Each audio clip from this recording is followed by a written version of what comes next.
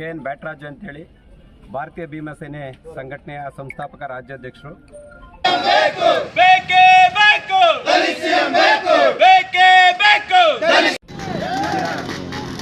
ವಿಜಯಪುರ ಜಿಲ್ಲೆ ವಿಜಯಪುರ ನಗರ ಪ್ರಮುಖ ಬೀದಿಗಳಲ್ಲಿ ಬೈಕ್ ರ್ಯಾಲಿಯ ಮುಖಾಂತರ ಈ ದೇಶದಲ್ಲಿ ಸುಮಾರು 2 ವರ್ಷಗಳ ಕಾಲ ದಲಿತರನ್ನು ತುಳಿತಕ್ಕೆ ಒಳಗಾಗಿ ಬಾಬಾ ಸಾಹೇಬರ ಸಂವಿಧಾನದ ನಂತರ ನಾವೆಲ್ಲರೂ ಕೂಡ ಸಮಾನರಾಗಿ ಬದುಕಲಿಕ್ಕೆ ನಮಗೆ ಅವಕಾಶ ಸಿಕ್ತು.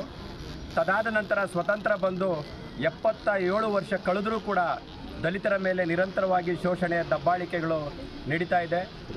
ರಾಜಕೀಯದಲ್ಲಿ ಕಾಂಗ್ರೆಸ್ ಪಕ್ಷ ಅಥವಾ BJP, ಜನತಾದಳ ಯಾವುದೇ ಪಕ್ಷ ಆದರೂ ಕೂಡ ದಲಿತರನ್ನು ಕೇವಲ ತಮ್ಮ ಸ್ವಾರ್ಥಕ್ಕಾಗಿ ಕೇವಲ MLAಗಳಾಗಿ ಮಾತ್ರ ಉಳಿಸ್ಕೊಂಡು ಇದುವರೆಗೂ ಸಹ ಅವರ ಸ್ವಾರ್ಥಕ್ಕೆ ದಲಿತರನ್ನು ಉಪಯೋಗಿಸ್ಕೊಳ್ತಿದ್ದಾರೆ.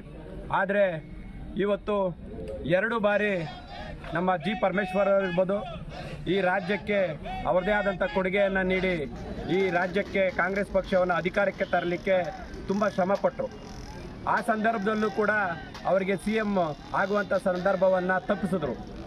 ಆದರೆ ಈಗ ಮತ್ತೆ ಈ ರಾಜ್ಯದಲ್ಲಿ ಸುಮಾರು 90% ದಲಿತ ನಾಯಕರು, ದಲಿತ ಸಂಘಟನೆಗಳು ಎಲ್ಲ ಒಕ್ಕೂರಳಾಗಿ ನಿಂತು ಪಕ್ಷಕ್ಕೆ ಓಟನ್ನು ನೀಡಿ ಈ ರಾಜ್ಯಕ್ಕೆ ಅಧಿಕಾರವನ್ನು ತರುವಂಥ ನಿಟ್ಟಿನಲ್ಲಿ ದಲಿತ ಎಲ್ಲ ಮುಖಂಡರು ಕೂಡ ಕೆಲಸ ಮಾಡಿದ್ದಾರೆ.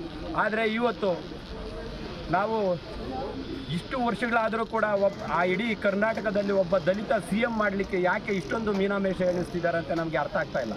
ಹಾಗಾಗಿ ಇಡೀ ರಾಜ್ಯಾದ್ಯಂತ ಬಹುಜನ ಭಾಗ್ಯವಿಧಾತ ವೇದಿಕೆ ಮತ್ತು ಭಾರತೀಯ ಭೀಮಸೇನೆ ಸಂಘಟನೆ ಸಹಭಾಗಿತ್ವದಲ್ಲಿ ಇಡೀ ರಾಜ್ಯಾದ್ಯಂತ ಪ್ರತಿ ಜಿಲ್ಲೆಗಳಲ್ಲೂ ಸಹ ಈ ಹೋರಾಟವನ್ನು ನಡೆಸ್ಕೊಳ್ತಾ ಇದ್ದೀವಿ. ಮುಂದಿನ ದಿನಗಳಲ್ಲಿ ಇಡೀ ರಾಜ್ಯಾದ್ಯಂತ ಎಲ್ಲ ದಲಿತ ಮುಖಂಡರುಗಳನ್ನು, ದಲಿತ ಸಂಘಟನೆಗಳನ್ನು ಎಚ್ಚರಿಸುವಂಥ ಕೆಲಸ ಮಾಡಿ ಈ ರಾಜ್ಯದಲ್ಲಿ ದಲಿತ ಮುಖ್ಯಮಂತ್ರಿಯನ್ನು ಮಾಡುವ ತನಕ ನಿರಂತರವಾಗಿ ಇಡೀ ರಾಜ್ಯದಂತ ನಮ್ಮ ಸುತ್ತಾಟ ಇದ್ದು ಈ ರಾಜ್ಯದ ಮುಖ್ಯಮಂತ್ರಿ ಮಾಡುವ ತನಕ ನಮ್ಮ ಹೋರಾಟ ನಿರಂತರವಾಗಿರ್ತದೆ ಅಂತ ಹೇಳಿ ಈ ಸಂದರ್ಭದಲ್ಲಿ ಹೇಳಲಿಕ್ಕೆ ಬಯಸ್ತೇನೆ.